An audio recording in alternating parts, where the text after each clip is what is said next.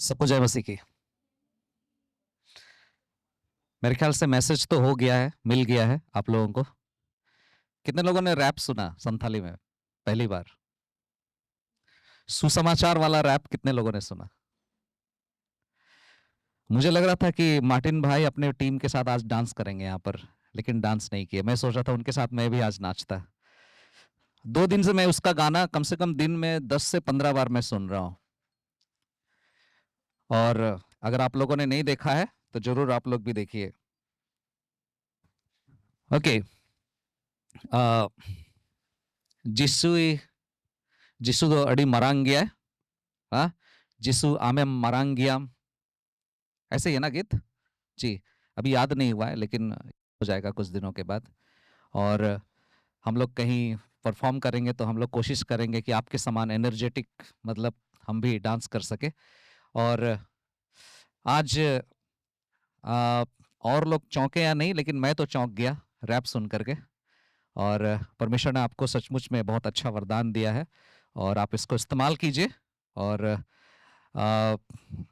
प्रभु सहायता करे कि हमारे संथाली स्पीकिंग ना, संथाली भाषा बोलने वालों के बीच में काफी कुछ इस तरीके की चीज निकलने पाए और लोग उसका आदत ले सकें।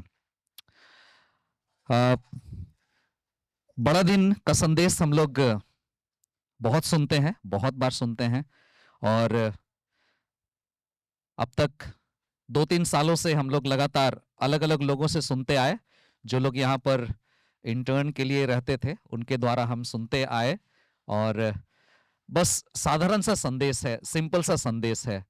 और वो संदेश क्या है कि जगत का उद्धार करता इस संसार में आया और मनुष्यों के लिए, मनुष्यों के सारे गुनाहों के लिए, सारे पापों के लिए वो बलिदान होने के लिए आया।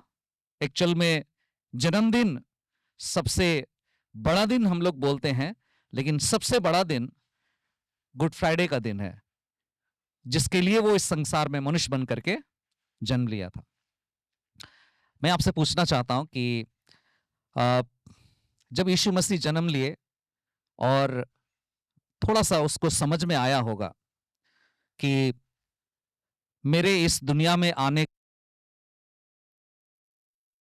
का वास्तविक पिता मुझसे करता है, जब उसको समझ में आया होगा तो उसको कैसा फील हुआ होगा, कैसा महसूस हुआ होगा कि मुझे तो निर्दोष होने के बावजूद भी एक दोषी की तरह मुझे क्रूस पर मरना पड़ेगा।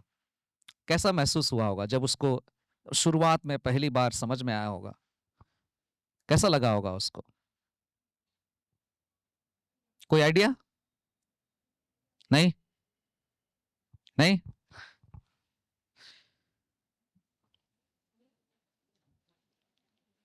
नहीं कि वो जब इस संसार में रूप में थे तो तरह से को जो कुछ फील अनुभव होता है वो सारे आप लोग कल के लिए चिंता करते हैं? नहीं करते हैं? हाँ, जवान हैं? हाँ, जहां आयरन जूरी सिंदराय दिखना चिंतरे बुन तहन कना से बांग तहनगे। हाँ, कल क्या होगा, मेरा क्या होगा, मेरे बच्चे का क्या होगा। शादी हो जाने के बाद फिर अलग चिंता शुरू हो जाता है। ये बात सोफी बहुत अच्छे से बता सकती है आप लोगों को, क्योंकि उनको हम लोग यहां से शादी करके विदा किए ना। हाँ, चैलेंजेस, परिवार ना, नई सास, नए लोग, नया कुआं, बहुत बड़ा कुआं है उन लोग के पास। सफाई हुआ कि नहीं नहीं मालूम। और वो कुआं इतना बड़ा है कि उन लोग का घर भी खींच करके ले जा रहा है। हाँ, कुआं नहीं तालाब है ना। बंगाल में बड़ा अच्छा आदत है कि सब लोग अपना छोटा छोटा तालाब रखते हैं। क्यों रखते हैं मालूम है तालाब? हाँ जी, अच्छे से आवाज आया, मान लें हम तालाब इसलिए खोदा जाता है ताकि पेड़ पौधे पानी दिया जा सके, लेकिन एक्चुअल में बंगाल में, है ना, जैसे आप दाल हर दिन खाते हैं ना, वैसे ही वो लोग मछली हमेशा खाते हैं। सो हमारे जीवन में हर कदम हम चिंतित होते हैं, और कई बार हम इतना चिंतित हो जाते हैं कि कई बार हम डरने लगते हैं। आप डरते हैं? हाँ? नहीं? पहले डरते थे, अभी नहीं डरते हैं? आज धूप में बैठे हैं ना, अच्छा लग रहा होगा, है कि नहीं? पिछले 2-3 दिनों से हम लोग उम्मीद कर रहे हैं कि धूप आ जाए, धूप आ जाए। आ गया, आ गया तो बहुत सारे लोग का ना, जो गरम गरम कपड़ा पहन के आए थे उतार दिया, मैं भी उतार दिया। स्वेटर पहना था ना, बहुत सुंदर स्वेटर था मेरे पास, लेकिन सॉरी, आप जिसने भी मुझे स्वेटर दे करके सम्मानित किया, मैं कोशिश किया थोड़ा देर पहनने के लिए, लेकिन मतलब पता नहीं था उसके अंदर में कंबल लगा हुआ है बहुत गर्म, और मैंने उतार दिया। अभी मुझे गर्मी लग रही है। मनुष्य के जीवन में चिंता, भय और डर बहुत अधिक समाया रहता है। ज्यादा पैसा रहे तो भी डर है कि कहीं कोई ले ना ले, और कम रहे तो भी डर है। थोड़ा कम डर रहता है कम रहने से, है ना, घटी कमी में रहने से कम डर लगता है, ज्यादा रहने से ज्यादा डर लगता है कि नहीं? अगर हम पैसे पर अगर भरोसा करना सीख गए, पैसे के बिना अगर रहना हमारे जीवन में अगर आदत नहीं हुआ है, तो एकदम चिंतित हो जाते हैं। फिर कुछ ऐसी बातें हैं जिसको हम किसी के साथ नहीं बतला सकते अपने जीवन में, है ना। अपने जीवन में कुछ ऐसी बातें होती है जिसको हम किसी के साथ शेयर नहीं कर सकते हैं, लेकिन हम जानते हैं कि हमें हमारे जीवन में डर होता है। कई बार हमारे व्यक्तिगत जीवन का डर होता है, कई बार हमारे जीवन में पारिवारिक जीवन को लेकर के कि कैसे होगा, क्या होगा, इसका ना फिक्र होता है और हम डरते हैं। आज हम लोग देखेंगे लूका रचित सुसमाचार उसका 2 अध्याय और उसके 10 और 11 पद में जो लिखा हुआ है, उस वचन के अनुसार हम लोग मैसेज सुनने वाले हैं, संदेश सुनने वाले हैं। और यहां पर लिखा है, स्वर्गदूत ने उससे कहा, तब स्वर्गदूत ने उनसे कहा, मत डरो, क्योंकि देखो मैं तुम्हें बड़े आनंद का सुसमाचार सुनाता हूं, जो सब लोगों के लिए होगा, कि आज दाऊद के नगर में तुम्हारे लिए एक उद्धारकर्ता जन्मा है, और यही मसीह प्रभु है। Sirma gudiddo unko imitat kuwa alope potoroa ente apethen adi raska reya sombat ing agu kada. Noa raska do sanam hor ko lagit kana, tihin do Daud nagraha re appere ban chavid e uni doe प्रभु मसीह कना।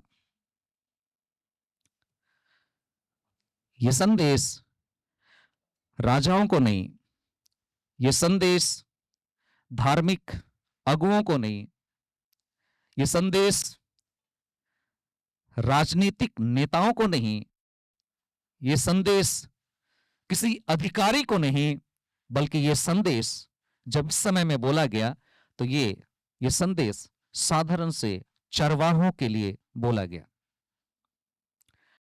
चरवाहों को संदेश, और ये बड़ी स्पष्ट हमें पता है परमेश्वर का अनुग्रह कैसे साधारण लोगों के लिए दिया गया। परमेश्वर का अनुग्रह है। डरो मत।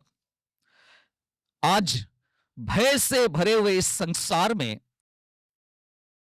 आज को सुनना, परमेश्वर की ओर से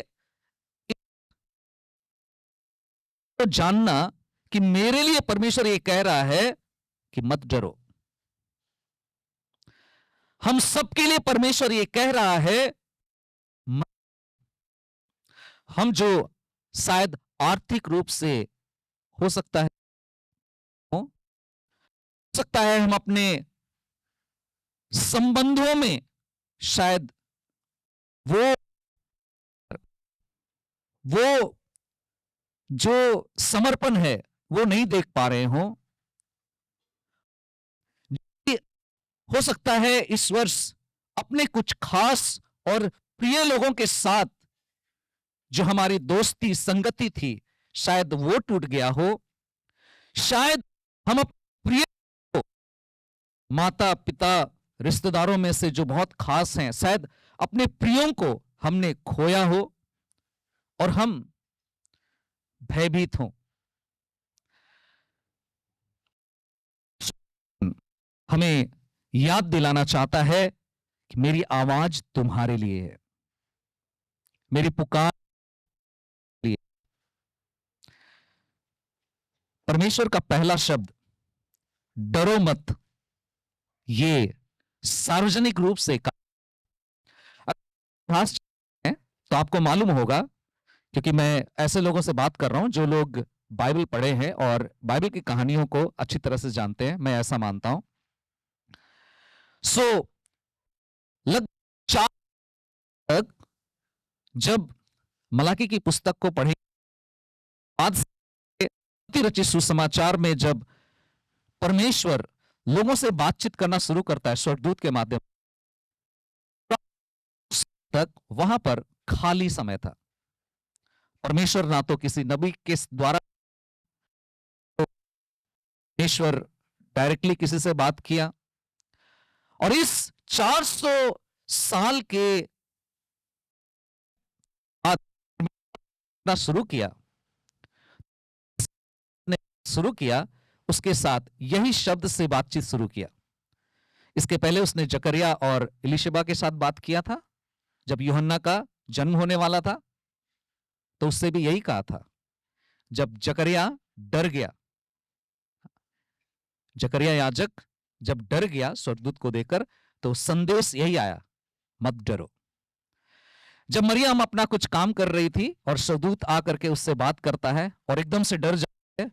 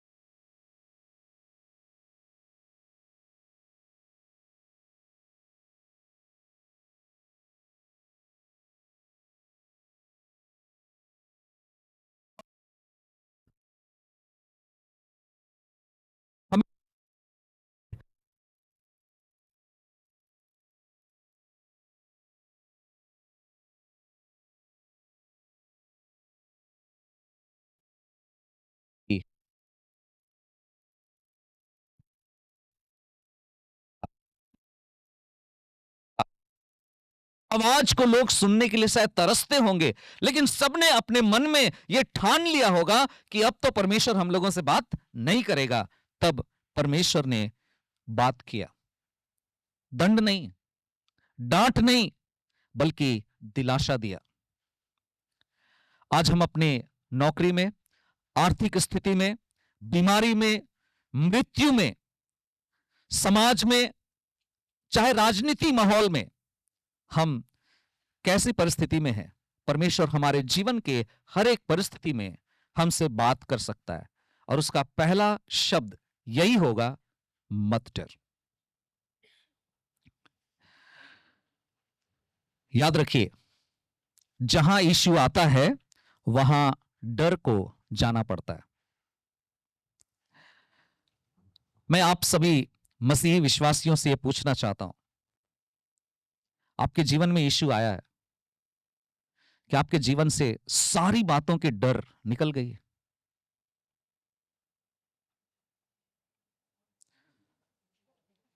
कल क्या होगा, मेरा क्या होगा, मेरे बच्चे का क्या होगा, मेरे घर का क्या होगा? क्योंकि यीशु जहां आता है वहां डर को जाना पड़ता है। प्रभु का धन्यवाद हो, मैंने सीखा इस बात को, केवल इसलिए नहीं कि मैं पास्टर हूं, लेकिन मैंने इस बात को सीखा। हमें पता नहीं है कि ये जो मिट्टी वाला घर है ना, ये मिट्टी वाला घर में ये जो टीन का घर देख रहे हैं, यहां पर ना केवल 3 साइड से दीवार है, उस साइड दीवार नहीं है। और अगर आप लोग जाकर के अंदर से देखेंगे तो आपको पता चलेगा कि वो वाला दीवार कभी भी गिर सकता है। लेकिन मालूम है, ये सब जानने के बाद भी मैं और मेरी पत्नी और 2 बच्चे, 3-4 बच्चे, कल तो रात में काफी लोग थे, राजेश और हम तीनों इसी रूम में सोते हैं। दीवार इधर भी गिर सकता है, उधर भी गिर सकता है, लेकिन हम सोते हैं। क्यों? आपको यह बताने के लिए मैं बता रहा हूं, मुझे डर नहीं है। अगर वो दीवार गिर जाए, दब जाए और सुबह में आप लोग मेरी आवाज नहीं सुन पाए 6 बजे सुबह, गुड मॉर्निंग, जय मसीह की, आज की बाइबल मनन में आपका स्वागत है, ये अगर नहीं सुन पाए तो मतलब आप लोग परेशान हो जाएंगे, लेकिन मुझे कोई चिंता की जरूरत नहीं है। मैं नहीं डर रहा हूं। ये एक उदाहरण है, ये एक एग्जाम्पल मैं बता रहा हूं। लेकिन ये डर दूर कैसे होता है? जब हम यीशु को अपने जीवन के हर एक क्षेत्र में अधिकार करने देते हैं। जब पहली बार स्कूटी चलाते हैं, बहनें खास करके ना, मैं सोचता हूं पुरुषों से ज्यादा साहसी बहनें लोग हैं। मतलब लड़के लोग शायद ज्यादा डरते होंगे, लड़कियां कम डरती हैं।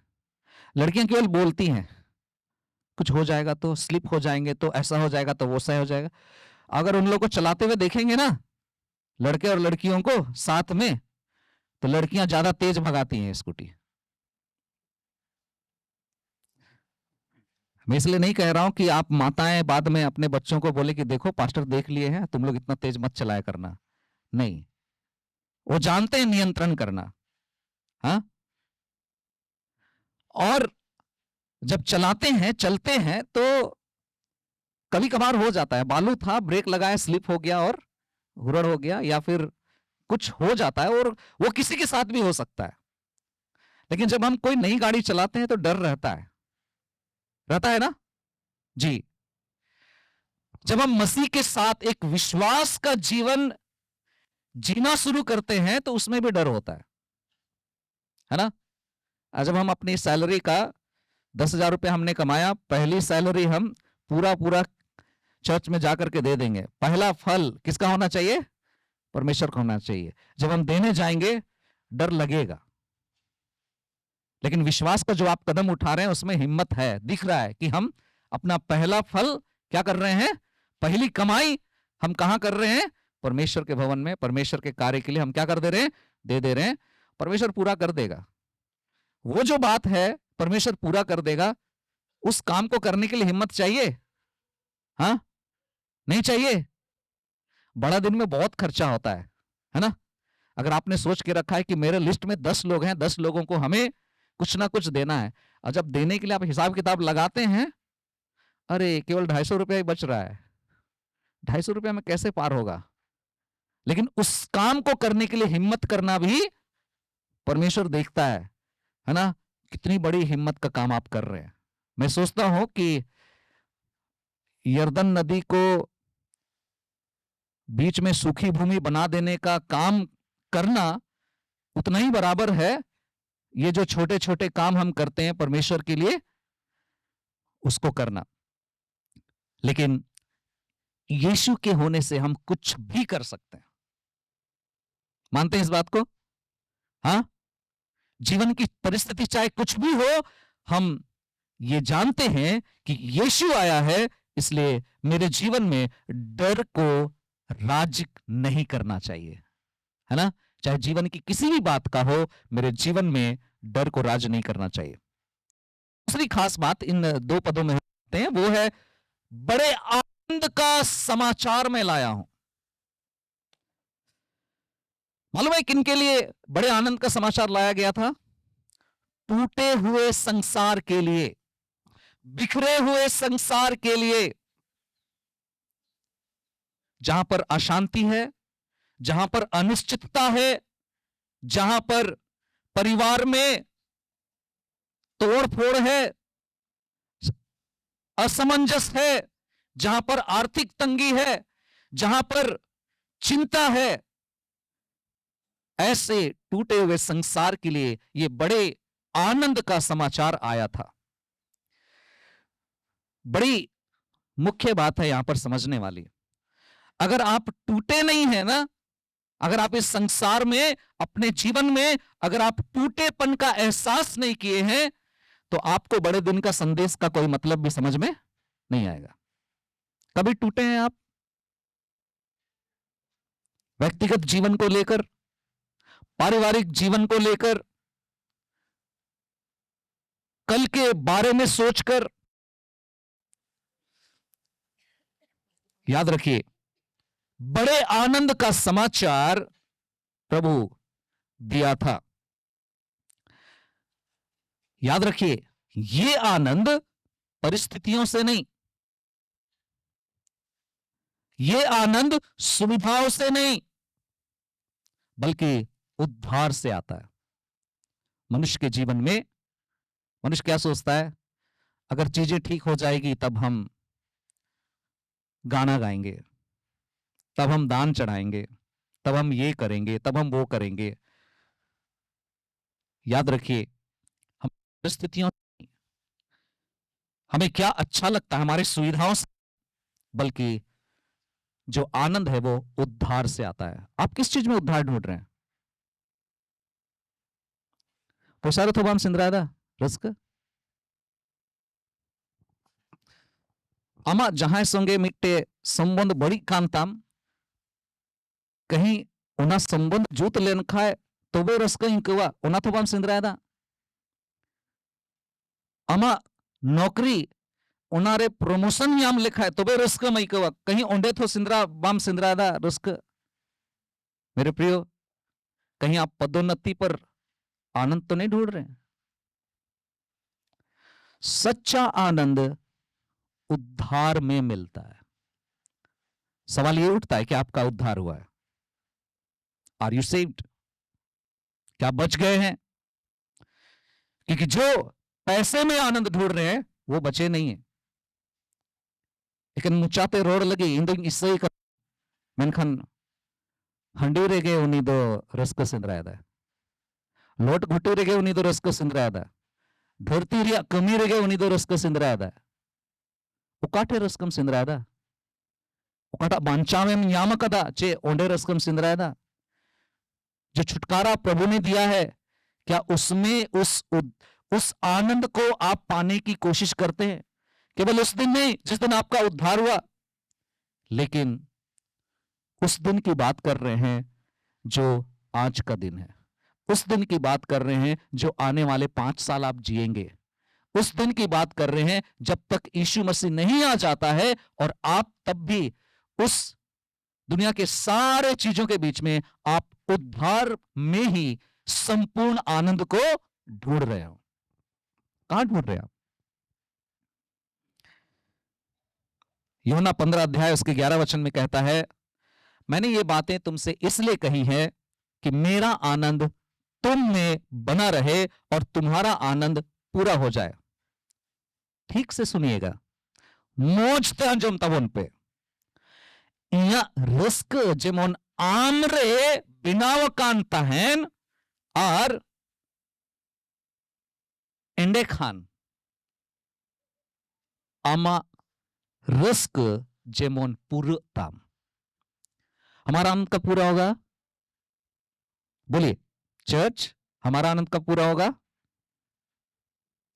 जब उसका आनंद मुझ में बना रहेगा। प्रभु का आनंद जब हम में बना रहेगा। एक चीज गौर कीजिएगा, दुनिया में, समाज में लोग बोलते हैं, दुनिया कहती है सब ठीक हो जाए तब खुश होंगे, पर यीशु कहता है मेरे साथ रहो तुम खुश रहोगे।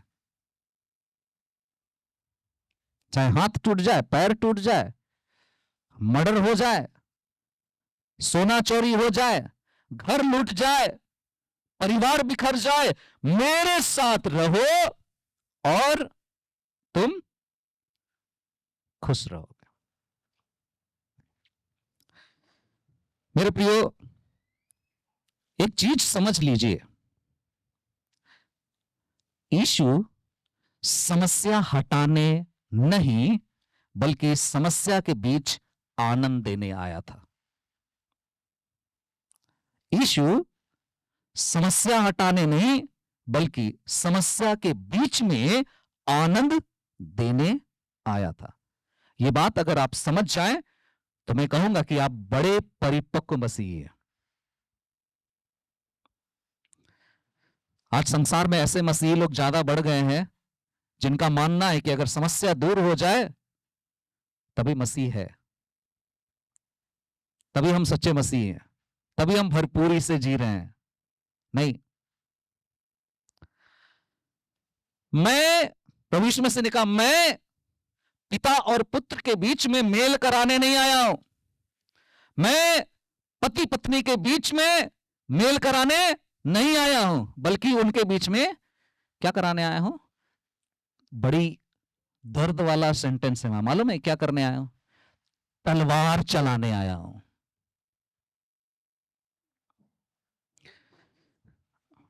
प्रभु को तलवार चलाने का मौका ही नहीं मिलता है। हम लोग का अपना ही तलवार इतना तेज है। आप लोग चलाएं तलवार? हाँ, जीव के वश में जीवन और मृत्यु दोनों है। अरे अच्छे विश्वासी, आप लोग को आना चाहिए इधर। आप लोग को सब पता है, मैं जो जो बोलना चाह रहा हूं सब पता है आप लोगों को।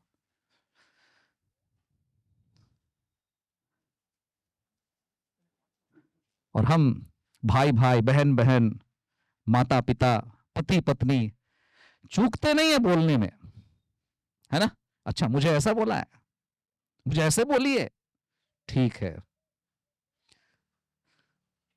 तुम्हारे पास चाकू है ना, मेरे पास दो धारी तलवार है, दोनों तरफ से, है ना? मतलब हम अपने जीभ से ऐसे घेरते हैं किसी को, कभी कभी तो मतलब वो जो बोलते हैं ना, अरे क्या बताएं, हमने जब बोला ना ये बात, हमने जब उसके सामने में ये बात रखा ना, देखने जैसा था, पूरा पानी पानी हो गई थी, पूरा पानी पानी हो गया था। मेरे प्रिय, यीशु मसीह उस तरीके के तलवार चलाने नहीं आया, लेकिन हां तलवार चलाने आया। कैसे?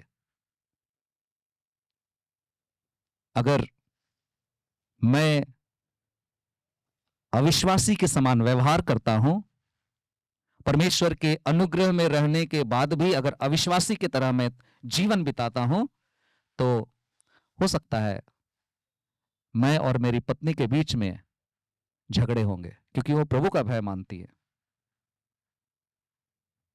प्रभु से प्रेम करती है, और प्रभु से प्रेम करने के कारण वो मेरे अधर्म, अनैतिक जीवन को लेकर के वो ये नहीं बोलेगी कि आ मैं तुझे प्यार करती हूं, आ मैं तुझे किस देती हूं, आई लव यू। वो नहीं कर सकती। क्यों? क्योंकि वो जानती है कि मैं प्रभु को जानने के बाद भी मैं कहां जा रहा हूं? नरक की ओर चौड़े रास्ते पर चलना मैं शुरू कर दिया। और फिर कई चीजें होंगी हमारे बीच में। मेरा नजरिया अलग होगा और मैडम का नजरिया अलग होगा।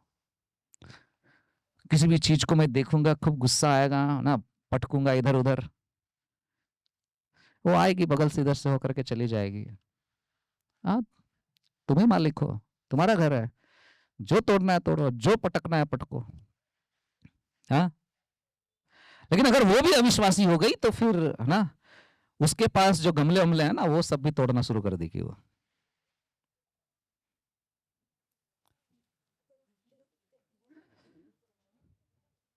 यीशु समस्या हटाने नहीं आया, बल्कि समस्या के बीच क्या देने? आनंद देने आया। ओके, जल्दी समाप्त करूंगा। तीसरी बात जो यहां बड़ी खास बात लिखा है कि ये जो संदेश है कब आया? वचन कहता है आज और तुम्हारे लिए ये संदेश है। ये सुसमाचार आज के आज है और तुम्हारे लिए है। मतलब इससे पता चलता है कि व्यक्तिगत उद्धार की पुकार थी। आज ही, कल नहीं। प्रभु को देखना है, आज ही जाओगे तो मिलेगा। हाँ, कल शायद वहां से उठ करके अगर उनको स्वर्गदूत बता दिया कि चल तेरे लिए गौशाला भी ठीक नहीं है, कहीं और जा, सराय में जगह मिल गई है, तो वो चले जाते। आज, कल नहीं। प्रभु के पीछे चलने के लिए आप क्या करते हैं? प्रभु के काम को करने के लिए आप क्या करते हैं? जब आप सुनते हैं, आवाज सुनते हैं, क्या करते हैं? अच्छा ठीक गया, थोड़ा कम हड़ामी और लगी तो फिर गिरजे मन को तो जस्ती ही चला है। बच्चे लोग बहुत बोलते हैं, है ना? पढ़ने के लिए बोला जाए, आज ही कंप्लीट कर लेना ये होमवर्क। अरे कल तो संडे है ना, कल कर लेंगे।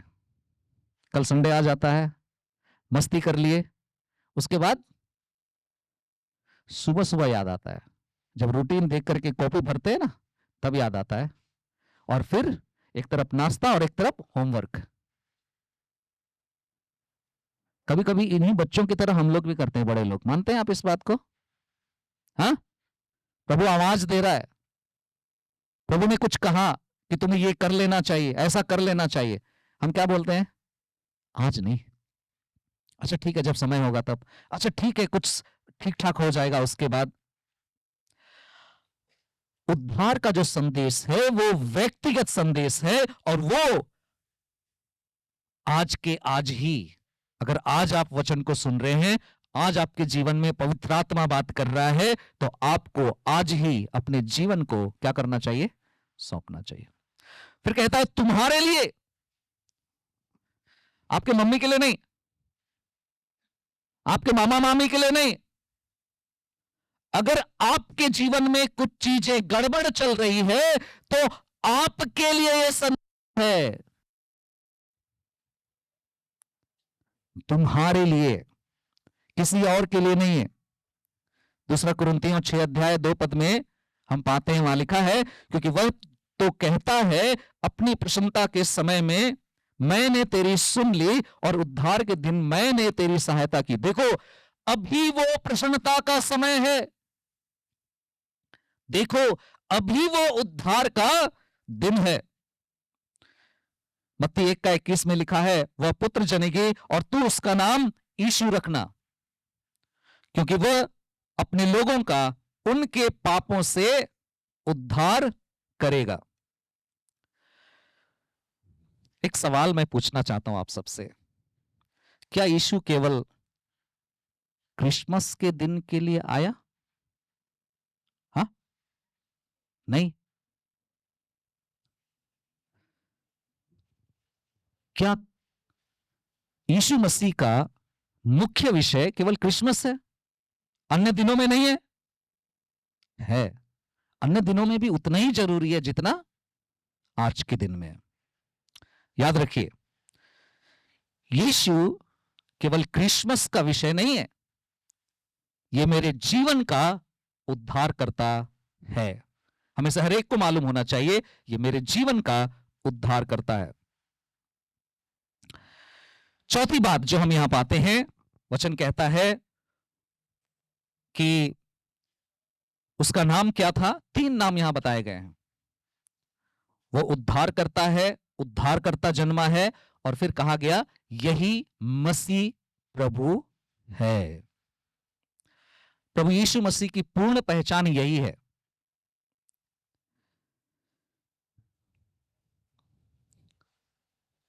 मसीह का मतलब क्या है? एक अभिषिक्त किया हुआ जन। ओके, को परमेश्वर ने अभिषेक किया था इस संसार के लिए, राजा बनाने के लिए, और इसलिए उसको इस संसार में उसे भेजा, एक अभिषेक पाया हुआ। प्रभु का मतलब क्या है? जीवन का स्वामी, है ना? प्रभुता करने वाला। क्या बोलते हैं? प्रभुता करने वाला। तो आप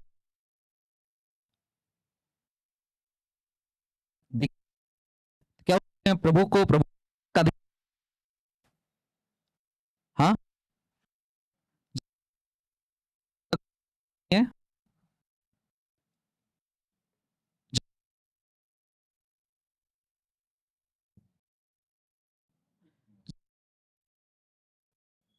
क्या उसको या आप ऐसी बीमारी में हैं कि आपकी बीमारी ठीक ही नहीं होगी, क्या उस समय में प्रभुता करने का अधिकार है? सोचिएगा जरा। अच्छे मौकों पर तो हम, कई बार मैं बोलता हूं, अच्छे मौकों पर कई बार हम प्रभु कौन है नहीं चाहिए। जब मुश्किल में है तब हम चाहते हैं पास्टर जी प्रार्थना कर दीजिए, समस्या है, दिक्कत है, और मैं चाहता हूं, मैं चाहती हूं मेरे जीवन में प्रभु क्या करे? प्रभुता करे। और जब भरपूरी है, सब कुछ है, तो प्रभुता कई बार हम नहीं करने देते। कभी कभी इसका उल्टा भी होता है ना? भरपूरी है, सब कुछ है, हम प्रभुता करने दे रहे हैं, लेकिन जब समस्या आ गई, कोई दिक्कत आ गई, कौन प्रभु? कोई प्रभु नहीं है। फिर हमारे दिमाग में, हमारी सोच में, हमारे आइडियाज में जो कुछ रहते हैं हम वही करते हैं, उसके अनुसार हम अपने जीवन को चलाते हैं।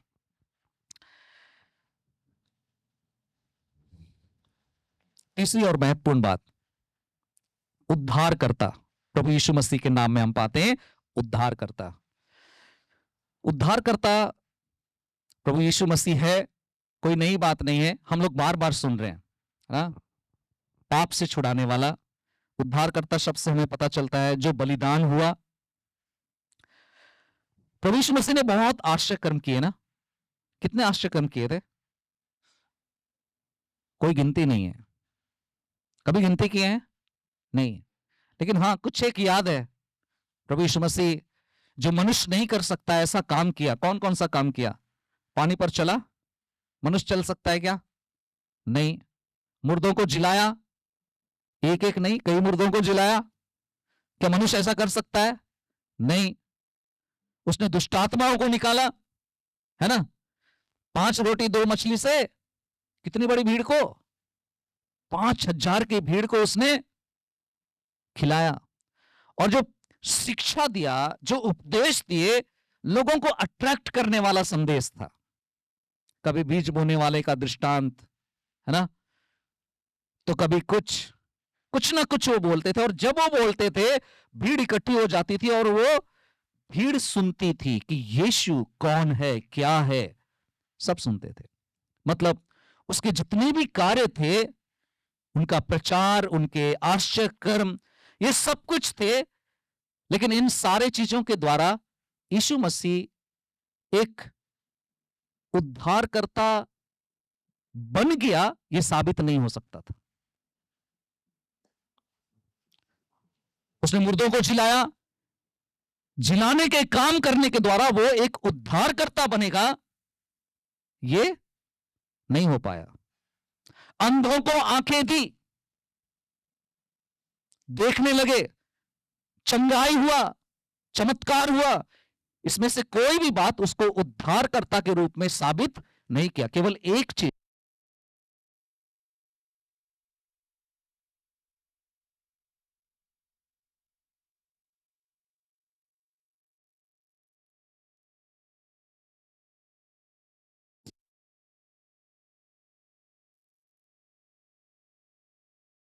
यीशु के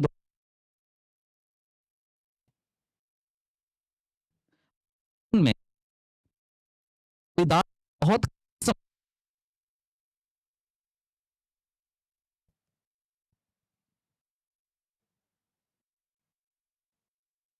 मेरे पास पैसा होता, मेरे पास घर होता, मेरे पास गाड़ी होती, मेरे पास नौकरी होती, प्रभु मेरे लिए ये सब देता, और तब मैं बहुत ही तरीके से प्रभु की आराधना, उसकी उपासना।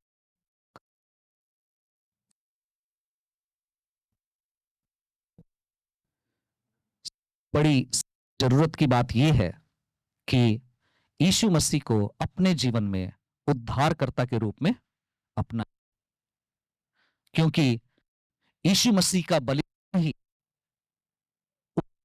उद्धारकर्ता के रूप में प्रमाण है।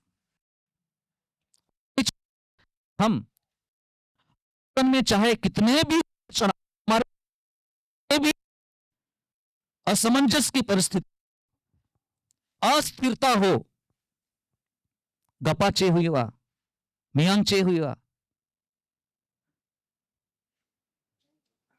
एक विश्वासी होने के बाद भी हम इस चिंता में आ सकते हैं, लेकिन प्रभु ये हमने है,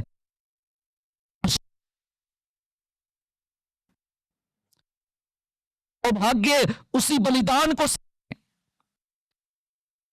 ये केवल वो प्रभु है, वो प्रभु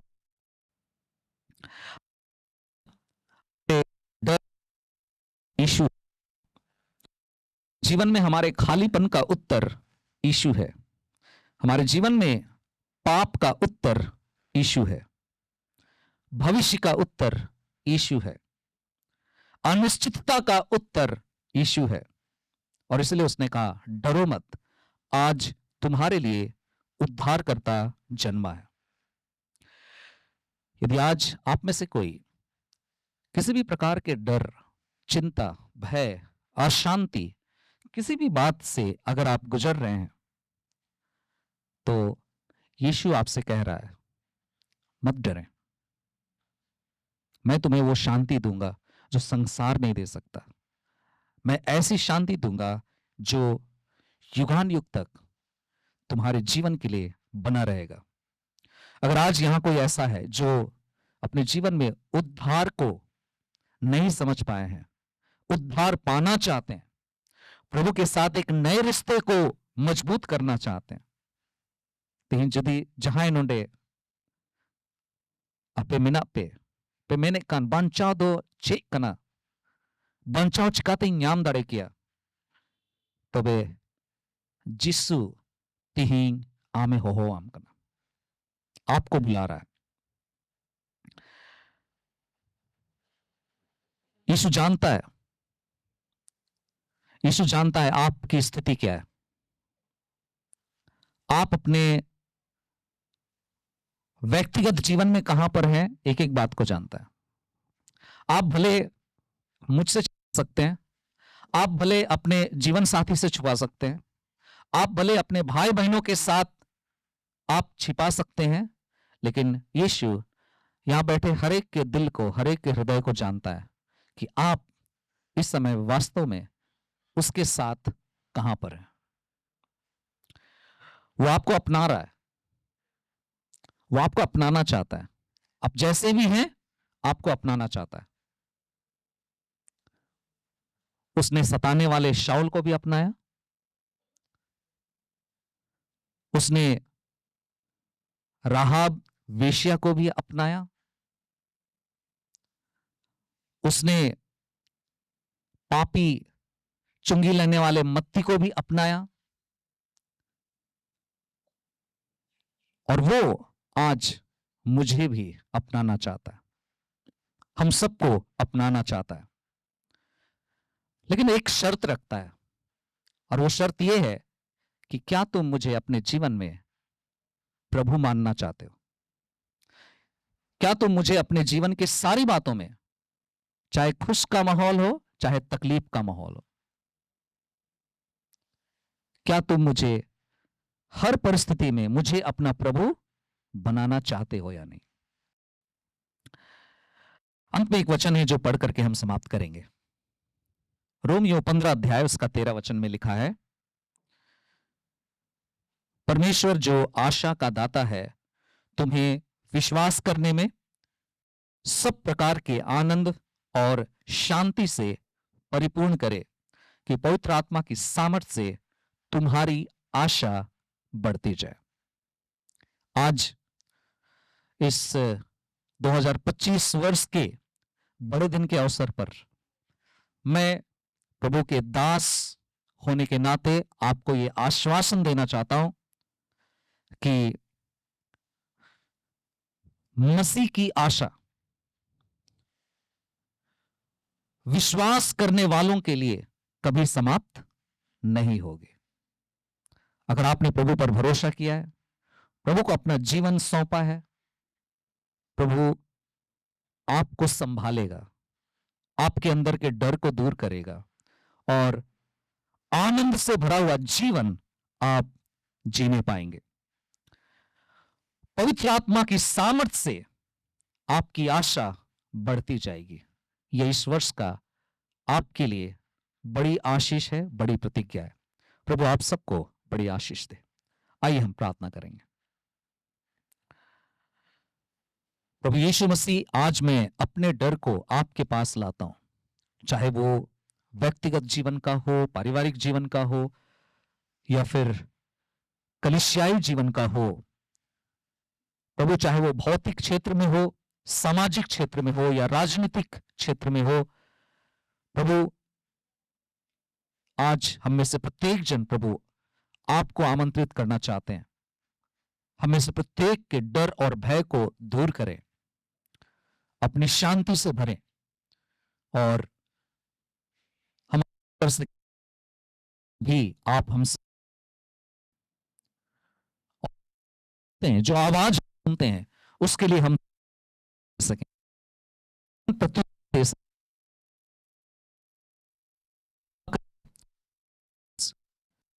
में आपको देखा बड़े फिर हम उसी आनंद को पाना चाहते हैं।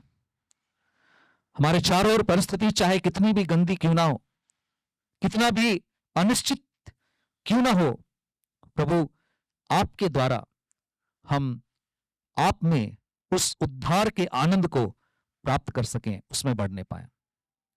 आदर, महिमा, प्रशंसा सब कुछ आपको देते हैं। बड़े धन्यवाद के साथ प्रार्थना अपने उद्धारकर्ता यीशु के नाम में चढ़ाते हैं। दया सुने और ग्रहण कीजिए। आमीन।